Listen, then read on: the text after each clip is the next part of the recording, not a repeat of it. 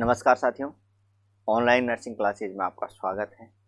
हम last class में चल रहे थे हॉट एंड कोल्ड एप्लीकेशन क्या होता है और अपन ने फर्स्ट क्लास में पढ़ा था हॉट एप्लीकेशन बारे में डिस्कस किया था। अब अपन चलते हैं कोल्ड एप्लीकेशन क्या होता है। देखिए कोल्ड एप्लीकेशन के बारे में। Cold application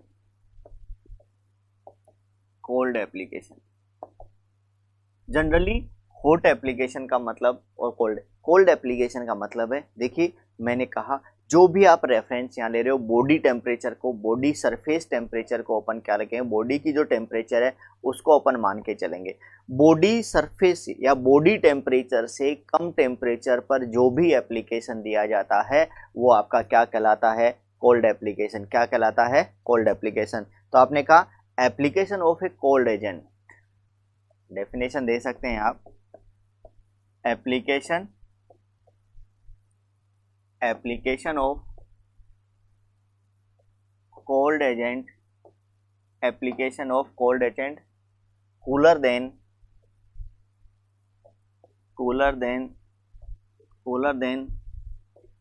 the body surface,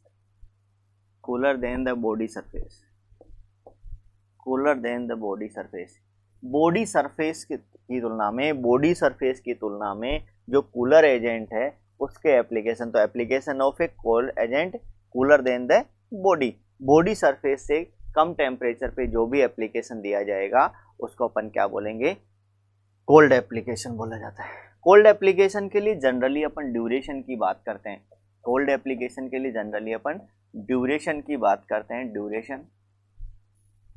duration देखिए कोल्ड एप्लीकेशन का जनरल जो ड्यूरेशन अपन लेते हैं वो लेते हैं 30 to 60 मिनट्स। कोल्ड एप्लीकेशन का जो ड्यूरेशन लिया जाता है जनरली कितना लेते हैं, 30 to 60 मिनट्स।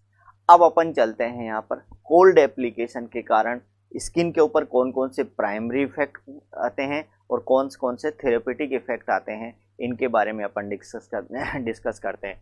देखिए यहाँ पर कोल्ड एप्लीकेशन के लिए प्राइमरी इफेक्ट कौन कौन से आते हैं। प्राइमरी इफेक्ट ऑफ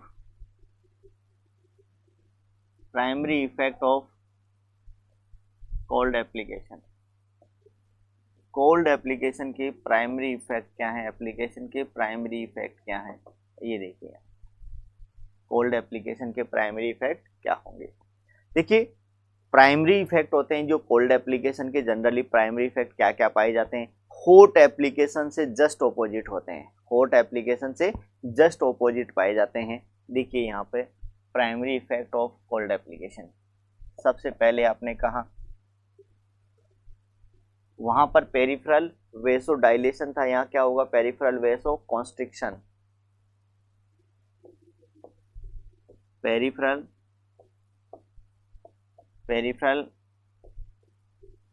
वेसो कॉन्स्ट्रिक्शन होगा। सबसे पहले आपने कहा पेरिफेरल वेसो कॉन्स्ट्रिक्शन होगा, क्लियर है। अगर पेरिफेरल वेसो कॉन्स्ट्रिक्शन होगा तो जो कैपेबिलिटी है उनकी परमेबिलिटी क्या हो जाएगी, डिक्रीज हो जाएगी। तो आपने कहा decrease capillary permeability,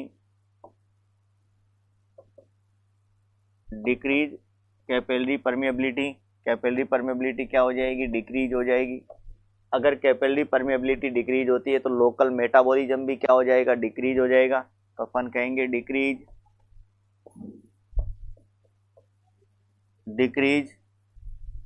local metabolism, local metabolism क्या हो जाएगा, डिक्रीज हो जाएगा। तो डिक्रीज लोकल मेटाबॉलिज्म, अगर लोकल मेटाबॉलिज्म डिक्रीज होगा तो ऑक्सीजन का कंजप्शन भी क्या हो जाएगा, डिक्रीज हो जाएगा। डिक्रीज O2 कंजप्शन, अगर O2 कंजप्शन डिक्रीज होता है, तो यहाँ पर जो ल्यूकोसाइट्स की इनकी मोटिलिटी है वो भी क्या हो जाती है, ब्लड का फ्लो, लिम्फ का फ्लो भी क्या हो जाएगा, कम हो जाएगा। तो आपने कहा decrease lymph oblique blood flow, blood और लिम्फ का फ्लो भी क्या हो जाएगा, डिक्रीज हो जाएगा। लिम्फ और ब्लड का फ्लो, तो ल्यूकोसाइट्स की motility decrease leucocyte motility, leucocytes की मोटिलिटी भी क्या हो जाएगी, डिक्रीज हो जाएगी। तो आपने कहा लिम्फ और ब्लड का फ्लो डिक्रीज हो जाएगा, ल्यूकोसाइट्स की मोटिलिटी कम हो जाएगी। और विस्कोसिटी के बारे में क्या कहना है, विस्कोसिटी के बारे में आपने बोला था, इस विस्कोसिटी होती क्या है, किसी भी लिक्विड का गाढ़ापन क्या कहलाती है, विस्कोसिटी कहलाती है। तो विस्कोसिटी क्या हो जाएगी, बढ़ जाएगी। तो अपन कहेंगे यहाँ पर इंक्रीज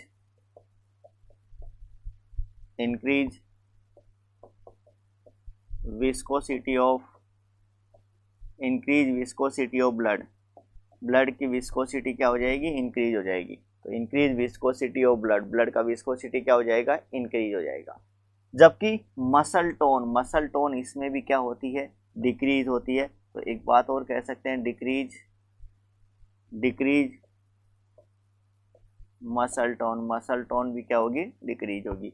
तो ये सारा आपने इसका क्या देखा, प्राइमरी इफेक्ट के बारे में क्या बात की, प्राइमरी इफेक्ट। और प्राइमरी इफेक्ट भी किसके, प्राइमरी इफेक्ट के बारे में आपने कोल्ड एप्लीकेशन का प्राइमरी इफेक्ट क्या होता है। देखिए जनरली अपन प्राइमरी इफेक्ट की बात की है, अब जनरली अपन बात करेंगे यहाँ पे इसका थेरेप्यूटिक इफेक्ट क्या क्या आता है, क्या थेरेप्यूटिक इफेक्ट आएगा। तो नेक्स्ट देखिए, नेक्स्ट आपने थेरेप्यूटिक इफेक्ट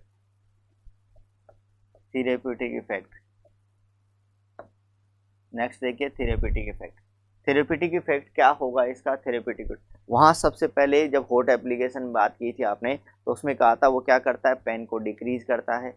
जबकि ये भी पेन को क्या करता है, डिक्रीज करता है, लेकिन ये कैसे, नर्व कंडक्शन को क्या कर देगा, डिक्रीज कर देगा। तो अपन कहेंगे यहाँ पे सबसे फर्स्ट जो आपका therapeutic effect, to decrease pain, to decrease pain को क्या करेगा, डिक्रीज कर देगा, टू डिक्रीज पेन। और पेन को डिक्रीज कैसे करेगा, नर्व कंडक्शन को क्या कर देगा, डिक्रीज कर देगा। टू डिक्रीज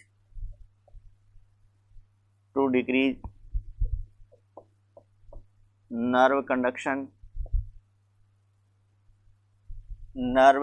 को क्या कर देगा, डिक्रीज कर देगा। तो आपने कहा थेरेप्यूटिक इफेक्ट में सबसे पहले आता है टू डिक्रीज पेन, और पेन को कैसे डिक्रीज कर दिया जाएगा, आपने कहा नर्व कंडक्शन को क्या कर देगा, डिक्रीज कर देगा। To decrease the nerve conduction decrease हो जाएगा। क्लियर है। दूसरा है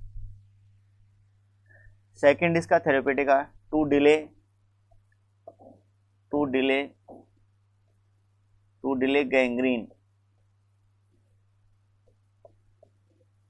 गैंग्रीन, या अपन कई बार इसको बोलते हैं, और to prevent gangrene.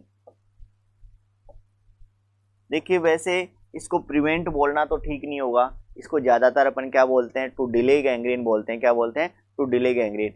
Delay gangrene को कैसे डिले करता है इस बारे में, तो ये क्या करता है, कोल्ड है और टिश्यू मेटाबॉलिज्म को क्या कर देता है, डिक्रीज कर देता है, जिससे कि इसको जो एनोक्सिया का इफेक्ट है उसको क्या कर देगा, डिक्रीज कर देगा। तो आपने कहा गैंग्रीन, तो टिश्यू मेला टू डिक्रीज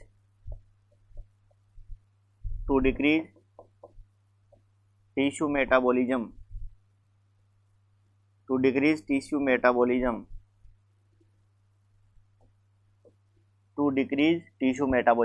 टिश्यू मेटाबॉलिज्म को क्या कर देगा, डिक्रीज कर देगा, जिससे क्या कर देगा, ये टिश्यू एनेक्जिया का जो इफेक्ट है, टिश्यू एनेक्जिया का, उसको क्या कर देगा, डिक्रीज कर देगा। तो decrease the effect of tissue anoxia, यानी टिश्यू को ऑक्सीजन की डिमांड को ही क्या कर देगा, कम कर देगा। The decrease effect of tissue anoxia, और जिससे क्या हो सकता है, गैंग्रीन कुछ टाइम के लिए डिले किया जा सकता है, कुछ टाइम के लिए डिले हो सकता है। तो मैं इसको डिले कहूँगा, to delay gangrene, to delay gangrene, gangrene को यहाँ पे क्या किया जाएगा, डिले कर दिया जाएगा। क्लियर है। अब अपन नेक्स्ट चलते हैं एडिमा को रिड्यूस करने के लिए। एडिमा थर्ड देखिए, to reduce oedema and inflammation. Inflammation और एडिमा को रिड्यूस करने के लिए, इन्फ्लामेशन और एडिमा को रिड्यूस करने के लिए भी जनरली अपन किसका यूज करते हैं, किसका यूज करते हैं। देखो यहाँ पर ये ब्लड सर्कुलेशन को क्या कर देगा, कम कर देगा, ब्लड सर्कुलेशन को कम कर देगा। तो फ्लूइड का जो कंजेशन है वो अपने आप क्या हो जाएगा, कम हो जाएगा। तो ब्लड सर्कुलेशन कम होगा तो एडिमा या इन्फ्लामेशन जैसी कंडीशन भी कम होगी। तो इसको एडिमा और इन्फ्लामेशन को रिड्यूस करने के लिए भी इसका यूज किया जाता है। देखो नेक्स्ट देखिए, हेमरेज कंट्रोल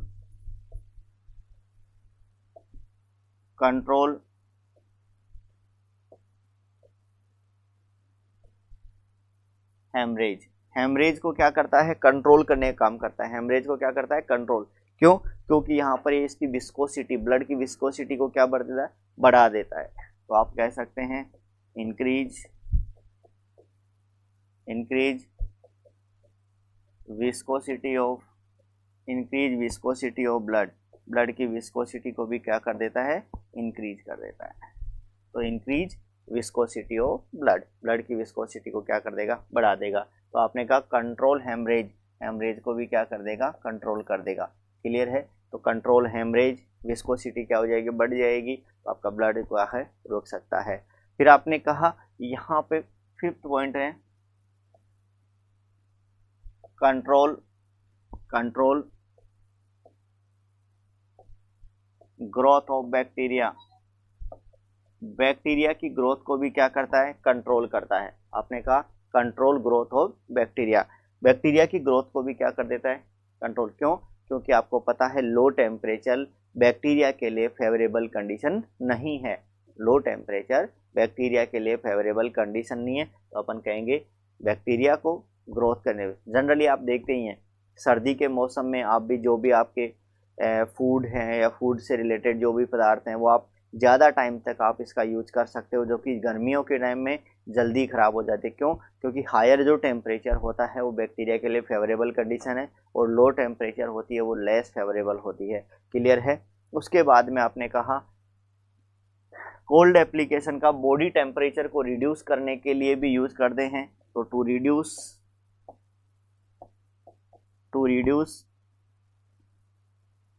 बॉडी टेम्परेचर को रिड्यूस करने के लिए भी, बॉडी टेम्परेचर को रिड्यूस करने के लिए भी अपन किसका यूज करते हैं, कोल्ड एप्लीकेशन का यूज किया जाता है। किसी एरिया को नंब करना हो, एनास्थेटिक करना हो, तो अपन उसका कोल्ड एप्लीकेशन से कर सकते हैं। टू एनेस्थाइज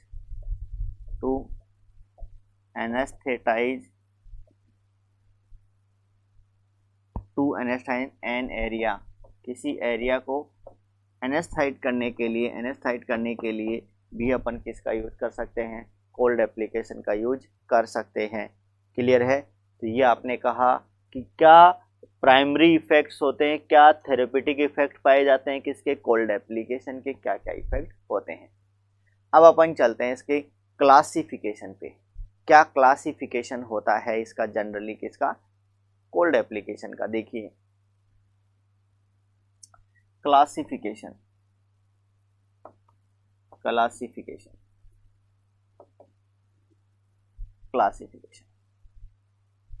क्लासिफिकेशन में जनरली अपन बात करते हैं यहाँ पे क्या, वही दो ही बातें। सबसे पहले तो आपका दो प्रकार का होगा, एक क्या होगा,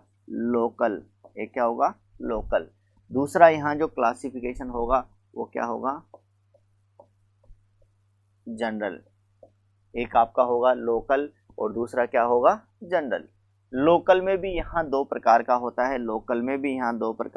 है, एक आपका होगा ड्राई, एक आपका होगा मोइस्ट, एक होगा ड्राई और एक मोइस्ट।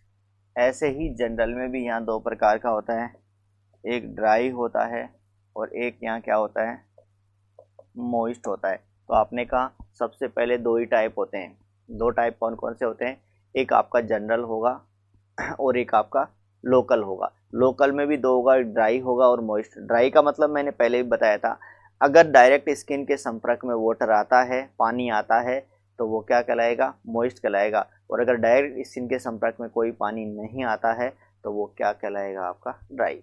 तो मॉइस्ट और ड्राई का मतलब, मॉइस्ट में पानी आएगा और ड्राई में पानी संपर्क में नहीं आएगा। क्लियर है। अब देखिए इनके बारे में अपन थोड़ा सा इनके एग्जाम्पल्स की बात कर लेते हैं। तो कौन कौन से किसके किसके क्या क्या एग्जाम्पल पाए जाते हैं। सबसे पहले अपन बात करते हैं लोकल एंड ड्राई के। सबसे पहले अपन बात करते हैं लोकल एंड ड्राई के। देखो लोकल एंड ड्राई में सबसे पहले आपने सुना होगा आइस बैग। क्या सुना होगा, आइस बैग। आइस बैग, एक आपने सुना होगा ice collar.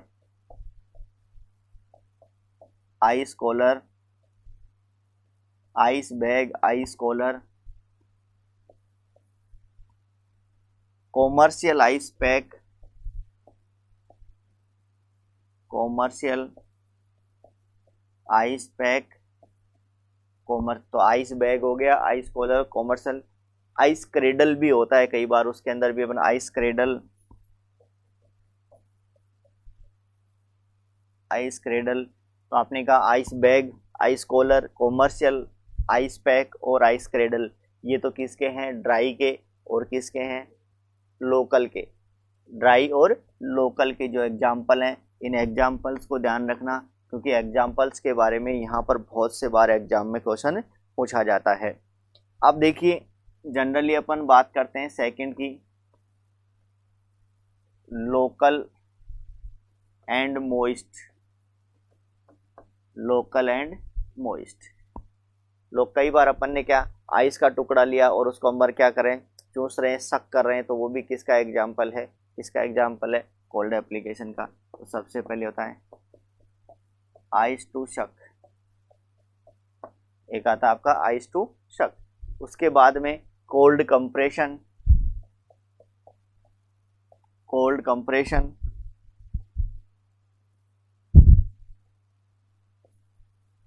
Cold compress, cold जो कंप्रेस करते हैं, कोल्ड कंप्रेस। यानी अपन जनरली जो आप फीवर की बात करते हैं, हाइपर पायरेक्स या हाइपरथर्मिया की बात करते हैं, उसमें अपन कोल्ड कंप्रेस यानी कोई भी कपड़ा लिया आपने, हेड के ऊपर अप्लाई कर दिया, या कोई भी आपने ठंडे पानी में कोई भी कपड़ा है, टॉवेल है, रुमाल है, इसको डिप किया और उसको रिंग आउट करके किसी भी हेड पार्ट पे या हैंड्स पे या लेग्स पे या बॉडी पे आपने अप्लाई किया, तो यहाँ पर किसी पर्टिकुलर पार्ट पे अप्लाई करना क्या कहलाता है, कोल्ड कंप्रेस कहलाता है।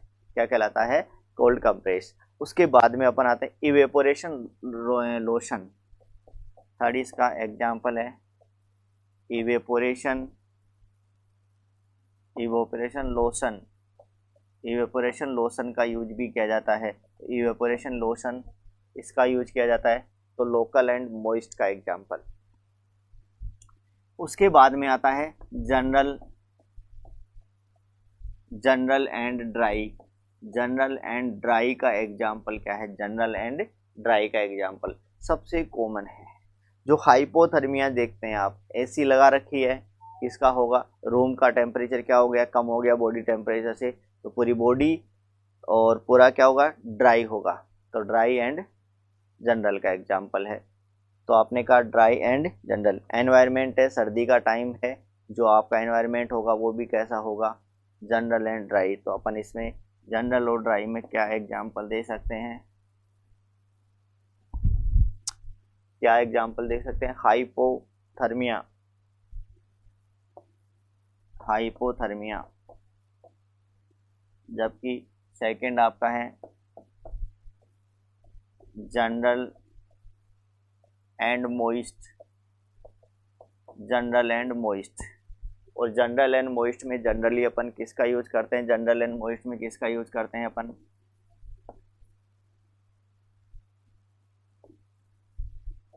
रील पूल बाथ, रील पूल बाथ, रील पूल बाथ की बात करें, या फिर अपन ने कहा full body immersion bath, full body immersion bath, full body immersion bath. तो आपने कहा फुल बॉडी इमर्शन बाथ क्या होता है, इनके बारे में आपने डिस्कस किया। तो यहाँ व्हील पूल बाथ है, फुल बॉडी इमर्शन बाथ है, इसके बारे में डिस्कस किया। देखिए ये तो आपने कुछ एग्जाम्पल्स के बारे में देखा, कुछ एग्जाम्पल्स के बारे में आपने डिस्कस किया कि क्या है। तो आपने कहा दो प्रकार का होता है, एक जनरल होता है और एक लोकल होता है। लोकल में भी आपने दो प्रकार का, एक मॉइस्ट होता है और एक ड्राई होता है, और जनरल में भी दो का मॉइस्ट और ड्राई होता है। यहाँ एक बात का हमेशा ध्यान रखना, मॉइस्ट जो आपका इफेक्ट होता है ड्राई की तुलना में ज़्यादा बेटर होता है, या मोस्ट इफेक्टिव वो मॉइस्ट होता है ड्राई की तुलना में। क्लियर है? तो ये तो अब देखिए कुछ एक दो डायग्राम मैं आपको बता देता हूँ, उस डायग्राम के बारे में जनरली छोटा मोटा क्वेश्चन कई बार अगर डाल दे तो थोड़ा सा ध्यान रखना है यहाँ पे। ये देखिए, इसको पहचानिए क्या है, ये जो आप देख रहे हैं इसको पहचानिए क्या है। ये जनरली जब भी अपन, इसका नाम है आइस कॉलर, इसका नाम है आइस कॉलर, इसका नाम है आइस कॉलर। ये जो आप पहचानिए, आइडेंटिफाई करिए, इसको क्या नाम है, आइस कॉलर। और आइस कॉलर या आइस बैग, ये जो भी आप बैग यूज़ करते हैं, इसमें सबसे पहले आपको एयर को बाहर निकालना पड़ेगा, उसके बाद ही इसमें आप जो अप्रोप्राइट सॉल्यूशन है वो यूज करेंगे। तो आपने कहा आइस कॉलर इसको बोला जाता है। एक और मैं आगे चलता हूँ, ये क्या है, देखिए ये क्या है। अभी आपने कहा था commercial cold PACS, commercial cold PACS, तो ये सारे के सारे आपके कॉमर्शियल कोल्ड पैक आते हैं। ये देखो ये कॉमर्शियल कोल्ड पैक, ऐसे ये कॉमर्शियल कोल्ड पैक हैं, ये सारे कॉमर्शियल कोल्ड पैक, ये कॉमर्शियल कोल्ड पैक हैं। तो इनको अपन बोलते हैं कॉमर्शियल कोल्ड पैक्स। अगर बाय द आपको डायग्राम पूछ लिया जाए तो इनको क्या बोलेंगे, कॉमर्शियल कोल्ड पैक्स बोलते हैं। इसके आगे और देखना, थोड़ा सा और आगे चलते हैं। ये देखिए ये क्या है आपका, इसको समझिए क्या है, क्या डायग्राम है, क्या यूज किया जाता है। इसी को आपका बोलते हैं आइस बैग, इसको क्या बोलते हैं, आइस बैग। ये जो आपका है इसी को क्या बोला जाता है, आइस बैग बोला जाता है। तो याद ध्यान रखिए, आइस बैग में से भी जब भी आप आइस फिल करोगे तो इसमें से एयर को पूरी तरह से क्या करना पड़ेगा, डिफ्लेट करना पड़ेगा, निकालना पड़ेगा। ये थोड़ा सा ध्यान रखना है इसका। क्लियर है? अब देखो, ये तो मैंने आपको कुछ डायग्राम्स बताए, जिनके बारे में कई बार छोटा मोटा क्वेश्चन पूछ लिया जाता है। अगर पानी का टेम्परेचर, देखो वाटर का टेम्परेचर है, उसके आधार पे थोड़ा सा देखिए क्या अपन क्या क्या बोल सकते हैं। वाटर का टेम्परेचर देखिए, इसमें कितना कितना ले सकते हैं, क्या लिया जाता है, उसके लिए अपन बात करते हैं। क्या क्या किस टेम्परेचर को क्या क्या बोल सकते हैं, क्या है। तो देखिए यहाँ टेम्परेचर के बारे में अपन बोलेंगे, वेरी कोल्ड टेम्परेचर हो सकता है, कोल्ड टेम्परेचर हो सकता है, कूल टेम्परेचर हो सकता है, very cold, cold, cool, tepid हो सकता है, यहाँ पे टेपिड, वार्म, वार्म के बाद में हॉट, हॉट और एक वेरी हॉट, एक आता है वेरी हॉट। तो यहाँ पर आप वेरी कोल्ड किसको बोलोगे, कोल्ड किसको बोलोगे। देखिए वेरी कोल्ड का मतलब है जिस सॉल्यूशन का टेम्परेचर 15 डिग्री सेंटीग्रेड से कम हो वो क्या कहलाएगा, क्या कहलाएगा, वेरी कोल्ड कहलाएगा। जिसका टेम्परेचर 15 से 18 डिग्री सेंटीग्रेड हो, जिसका टेम्परेचर 15 से 18 डिग्री सेंटीग्रेड हो वो क्या कहलाएगा, कोल्ड कहलाएगा। कूल का मतलब है जनरली जो कूल ना बहुत ज़्यादा, मतलब ठंडा भी नहीं कह सकते, या तो ये जनरली होता है 18 डिग्री से लेकर के 27 डिग्री सेंटीग्रेड तक, 18 से लेकर के 27। टेपिड का मतलब होता है 37 डिग्री से लेकर के बॉडी टेम्परेचर इक्वल टेम्परेचर तक। ये जो आपका टेपिड है इसके बारे में क्वेश्चन पूछा जा सकता है। टेपिड टेम्परेचर तो आपने कहा 27 से लेकर के 37। फिर आपने कहा वार्म का मतलब होता है 37 से लेकर के 40 डिग्री सेंटीग्रेड, 37 से लेकर के 40 डिग्री सेंटीग्रेड। हॉट का मतलब होता है 40 से लेकर के 46 डिग्री सेंटीग्रेड। कितना होता है? 40 से लेकर के 46। और वेरी हॉट का मतलब है more than 46 degree centigrade. Very hot का मतलब होता है मोर देन 46 डिग्री सेंटीग्रेड। तो ये आपने कहा कुछ आपके हैं जिसमें आपका क्या क्या होता है, वेरी कोल्ड क्या होता है, कोल्ड क्या होता है, इसके बारे में आपने डिस्कस किया। क्योंकि यहाँ से भी कई बार छोटा मोटा क्वेश्चन यहाँ से डाल दिया जाता है, तो थोड़ा सा आप ध्यान रखें यहाँ पे, क्योंकि ऐसा क्वेश्चन पूछा जाता है। अब आता है इसके कॉन्ट्रा इंडिकेशंस क्या क्या हैं। Contra indications, Contra indications, Contra indications of cold application. Cold application के क्या क्या कॉन्ट्रा इंडिकेशंस हैं, क्या क्या कॉन्ट्रा इंडिकेशंस है कोल्ड एप्लीकेशन के, उनके बारे में बात करते हैं।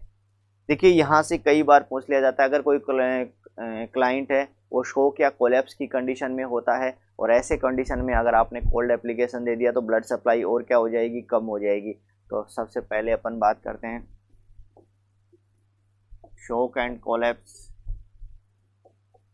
शोक एंड कोलैप्स, पहले आपने कहा अगर अपन ने कोल्ड शोक एंड कोलैप्स की कंडीशन में भी अपन क्या नहीं दे सकते? कोल्ड एप्लीकेशन नहीं दे सकते। डायबिटीज मेलाइटस है या फिर एथेरोस्क्लेरोसिस है, यहाँ जनरली क्या होता है? नर्व कंडक्शन वैसे ही कम हो जाता है, न्यूरोपैथी जैसी कंडीशन पाई जाती हैं, और कम हो जाएगा तो और कॉम्प्लिकेशन हो सकता है। तो diabetes mellitus, diabetes mellitus,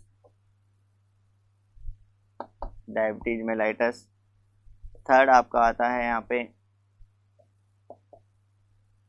atherosclerosis. Third आपका आता है एथेरोस्क्लेरोसिस। एथेरोस्क्लेरोसिस की कंडीशन में भी अपन क्या नहीं दे सकते हैं? न्यूरोपैथी है, न्यूरोपैथी है, न्यूरोपैथी में भी अपन कोल्ड एप्लीकेशन नहीं दे सकते। अगर किसी क्लाइंट को सीवरिंग हो रही है, क्या हो रही है? सीवरिंग हो रही है, सीवरिंग की कंडीशन में भी अपन क्या नहीं दे सकते? इन्हें कोई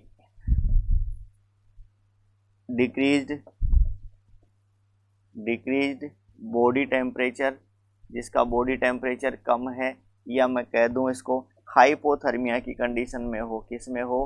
हाइपोथर्मिया की कंडीशन में हो, तो ऐसी कंडीशन में भी अपन कोल्ड एप्लीकेशन नहीं दे सकते। तो जनरली इसके बारे में अपन ने देखा है।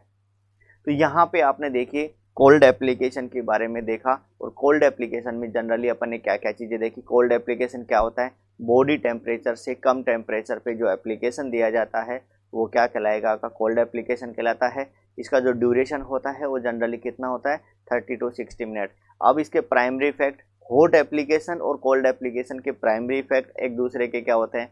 ऑपोजिट होते हैं। क्लियर है? जैसे आपने कहा वेसो कॉन्स्ट्रिक्शन होगा, वेसो कॉन्स्ट्रिक्शन होगा तो जो पेरिफेरल जो कैपिलरी परमेबिलिटी है वो डिक्रीज हो जाएगी, लोकल मेटाबॉलिज्म डिक्रीज हो जाएगा, ऑक्सीजन का कंजप्शन डिक्रीज हो जाएगा, ब्लड और लिम्फ का फ्लो डिक्रीज हो जाएगा, ल्यूकोसाइट्स की मोटिलिटी कम हो जाएगी, विस्कोसिटी बढ़ जाएगी। तो ये सारे इसके प्राइमरी इफेक्ट में आते हैं। उसके बाद में आपने देखा इसके थेरेप्यूटिक इफेक्ट, यहाँ पेन कम करता है, लेकिन इसमें ये नर्व कंडक्शन को कम कर देता है, बॉडी टेम्परेचर को कम करने के लिए, बैक्टीरियल ग्रोथ को मैनेज करने के लिए, या अपन ने कहा गैंग्रीन को डिले करने के लिए, कई प्रकार के इसके थेरेप्यूटिक इफेक्ट्स पाए जाते हैं। उसके बाद में इसका क्लासिफिकेशन में आपने दो प्रकार का, जनरल क्लासिफिकेशन क्या होता है और इसका लोकल में भी आपने देखा ड्राई और मॉइस्ट क्या होता है। ड्राई में आपने कहा आइस बैग आता है, आइस कॉलर आता है, कॉमर्शियल आइस पैक आते हैं, ये सबसे इम्पोर्टेंट हैं।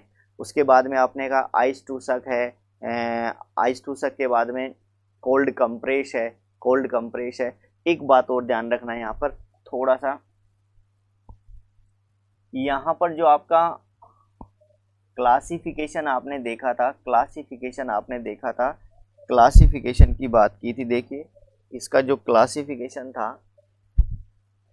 यहाँ पर क्लासिफिकेशन की, ये जो आपने क्लासिफिकेशन इसमें आपने बताया था कि मोइस्ट एंड जनरल का एग्जाम्पल, मोइस्ट एंड जनरल का। देखिए जनरल और मोइस्ट के एग्जाम्पल में एक चीज और है, जो आप कोल्ड स्पॉन्जिंग देते हैं। क्या देते हैं?